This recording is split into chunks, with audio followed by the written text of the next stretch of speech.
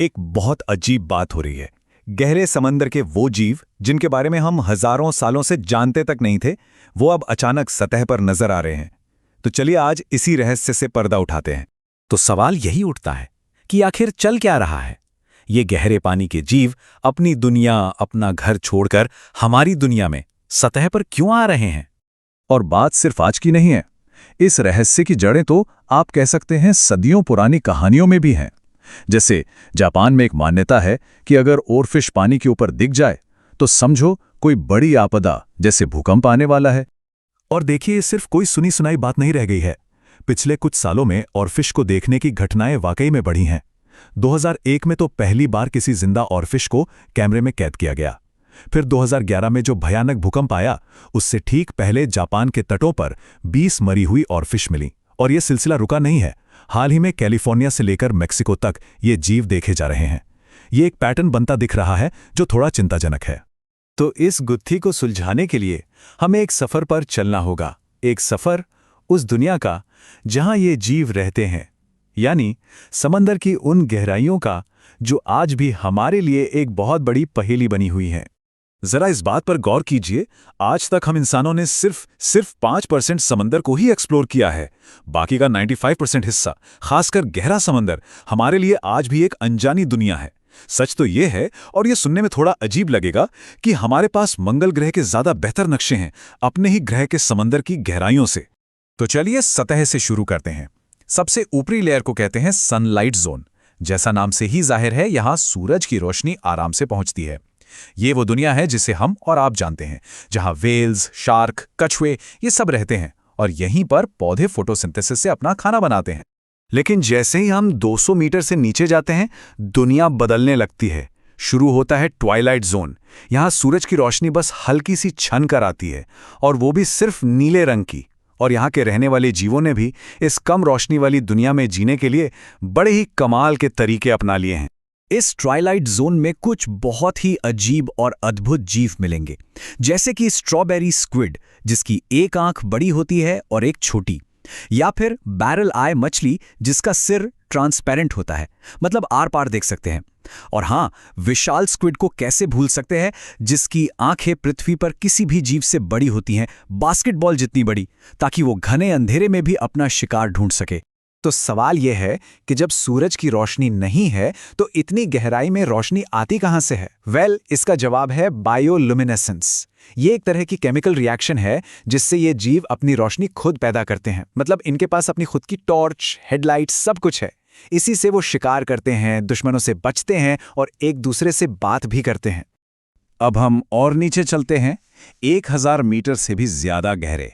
यहां शुरू होता है मिडनाइट जोन।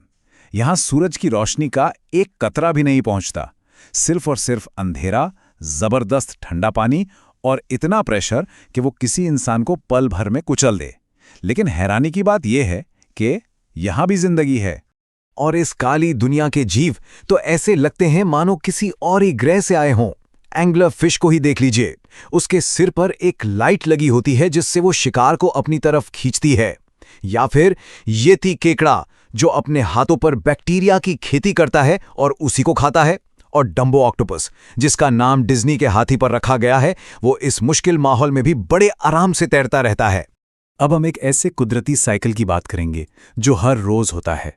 लेकिन कमाल की बात यह है कि दूसरे विश्व युद्ध तक हमें इसके बारे में पता ही नहीं था।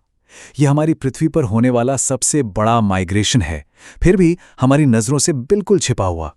और ये कितना बड़ा है, इसका अंदाजा आप इस बात से लगाइए कि इस माइग्रेशन में हिस्सा लेने वाले सारे जीवों का वजन अगर मिला दिया जाए तो वो पूरी इंसानियत के कुल वजन से 25 गुना ज्यादा होगा। सोचकर देखिए, अरबों खरबों जीव हर रोज एक साथ ऊपर और नीचे का सफर तय करते हैं।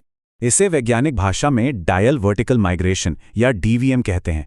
और इसके पीछे का लॉजिक बहुत सीधा सा है, खाना खाओ पर खुद किसी का खाना मत बनो। होता यह है कि रात के अंधेरे में ये सारे जीव खाने के लिए सतह पर आते हैं, और जैसे ही सुबह होने वाली होती है, शिकारियों से बचने के लिए वापस अंधेरी गहराइयों में छिप जाते हैं। रोज का यही रूटीन है।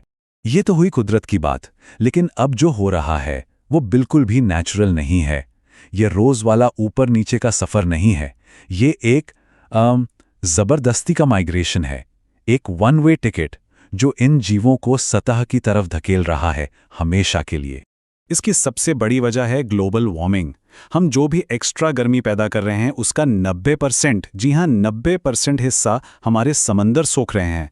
जमीन, हवा और बर्फ ने मिलकर तो सिर्फ 10% गर्मी झेली है। सारा बोझ समंदर उठा रहे हैं। और इस गर्मी की वजह से एक बहुत खतरनाक चीज हो रही है। पानी की जो ऊपरी गर्म परत है वो नीचे के ठंडे पानी से मिल नहीं पा रही। इससे क्या होता है, नीचे गहरे पानी में ऑक्सीजन की कमी होने लगती है, और ऑक्सीजन के बिना तो कोई जिंदा नहीं रह सकता।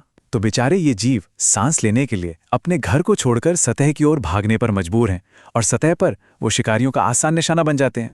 क्लाइमेट चेंज तो एक लंबा खतरा है ही, लेकिन इन जीवों के सामने एक और खतरा है जो शायद और भी जल्दी इन्हें खत्म कर सकता है, और वो है डीप सी माइनिंग, यानी गहरे समंदर में खनन। अब इस मुद्दे पर जो हमारा सोर्स मटेरियल है उसका नजरिया बहुत साफ है।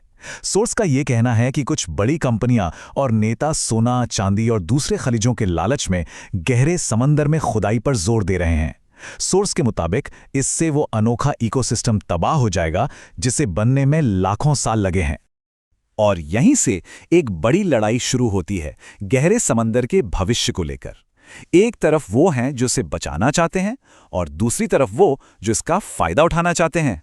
देखते हैं कि सोर्स इस पर क्या कहता है। हाँ, एक अच्छी बात यह है कि दुनिया भर में इसके खिलाफ आवाज उठ रही है। 32 देश हैं, ग्रीनपीस जैसे बड़े संगठन हैं, ये सब मिलकर इस माइनिंग पर रोक लगाने की मांग कर रहे हैं।